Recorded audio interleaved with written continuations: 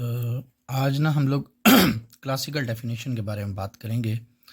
अच्छा, कई सालों तक ना बल्कि सदियों तक जो प्रोबेबिलिटी के बारे में बहुत पुराने ख्यालात थे, वो कुछ इस तरह थे जो आज के जो भी डाटा हम लोग काम कर रहे हैं उससे बिल्कुल मुख्तलिफ हैं।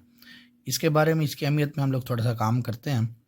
क्लासिकल डेफिनेशन ये थी कि कोई प्रोबेबिलिटी, आपने किसी चीज़ की प्रोबेबिलिटी फाइंड करनी है, पी ऑफ ए, यानी कोई भी इवेंट है इवेंट है जो काम हो रहा होता है। फॉर एग्जांपल, हमने कोई कॉइन टॉस किया है, तो कॉइन से हेड भी आ सकता है, टेल भी आ सकता है। इसका हेड एक इवेंट है, टेल एक और इवेंट है। तो कहता है कोई इवेंट ए है, उसे हम मालूम करते थे बगैर किसी एक्चुअल एक्सपेरिमेंट के, यानी अभी एक्सपेरिमेंट हुआ नहीं है, हमने पहले से प्रिडिक्शन करनी है इसके बारे में।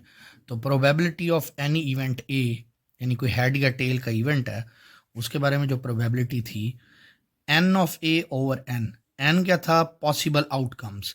अब यहाँ पॉसिबल आउटकम्स कौन कौन से हैं?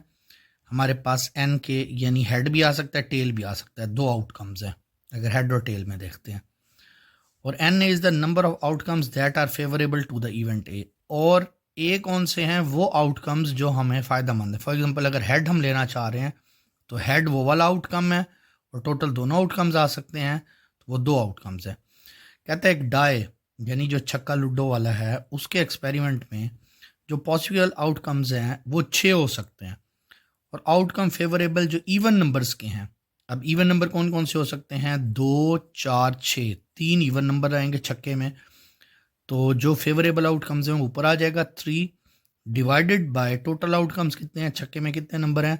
6 नंबर है, तो 6 आ सकते हैं। 3 डिवाइडेड बाय 6, तो हम बता सकते हैं जी कि इवन नंबर्स आने की प्रोबेबिलिटी है 3/6 या 1/2 या 1/2। ये हमारे पास पुरानी और क्लासिकल डेफिनेशन थी। सिमिलरली इसको फिर आगे देखते हैं।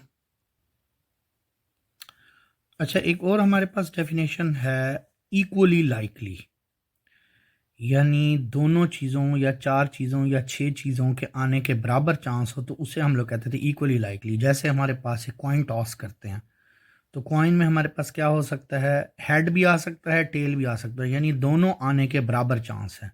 तो हम लोग इस जुमले को कहा करते थे इक्वली लाइकली। थोड़ी देर पहले आपने छक्के वाला सुना है। छक्के में क्या हो सकता है? 1 भी आ सकता है, 2 भी आ सकता है, 3 भी आ सकता है, 4 भी आ सकता है, 5 भी आ सकता है, 6 भी आ सकता है, यानी हर नंबर आने के बराबर के चांस है। तो इस तरह के हम लोग कहते हैं इक्वली लाइकली। अच्छा, इक्वली लाइकली को प्रोबेबिलिटी के अंदर जो यूज़ किया जाता है, उसके लिए जो अब सेंटेंस आ गया है या वर्ड यूज़ होता है, वो होता है इक्वली प्रोबेबल। तो इसका मतलब ये हुआ कि हर चीज़ बराबर के आउटकम्स में आ सकती है। अब कहता है हम लोगों ने जो पिछली एग्जांपल्स हैं उसके अंदर हम देख रहे थे कि हमारे पास जो छक्के पे नंबर आने का चांस, और उसके ऊपर कॉइन के ऊपर हेड और टेल आने का चांस, दोनों बराबर हो सकते हैं। सो दैट्स वाई ये हमारे पास इक्वली प्रोबेबल भी कहला सकते हैं। उसके अलावा वो कहता है जी ये डेफिनेशन जो हैं, जो अब क्लासिकल डेफिनेशन है, ये बहुत लिमिटेड जगहों तक आ सकती हैं। जैसे एक छक्का है, उसमें सिर्फ 6 आने के चांस हैं। तो हमारे पास 6 नंबरों के अंदर हम लोग उसको डिस्कस करते हैं। अच्छा, अब ये सिर्फ अप्लाई कहाँ हो सकता है? जिसकी आने की इक्वली चांसेस होते हैं। जो क्लासिकल डेफिनेशन है वो वहाँ अप्लाई हो सकती है जहाँ हर चीज़ का आने का चांस बराबर है। अब वो कहता है कि अगर हम ये कहें कि हमारे पास 4 आने की प्रोबेबिलिटी 0.2 है, जो डाई है उसको हमने किसी तरीके से, ख़ास तरीके से सेट किया हुआ है। जैसे आमतौर हम लोग छक्का निकालने के लिए लूडो में किया करते हैं, तो हमने 4 आने की प्रोबेबिलिटी, वो कहता है अगर 0.2 है, तो वो कहता है कि 0.2 हम लोग अगर कहें कि इसको हम फाइंड कर लें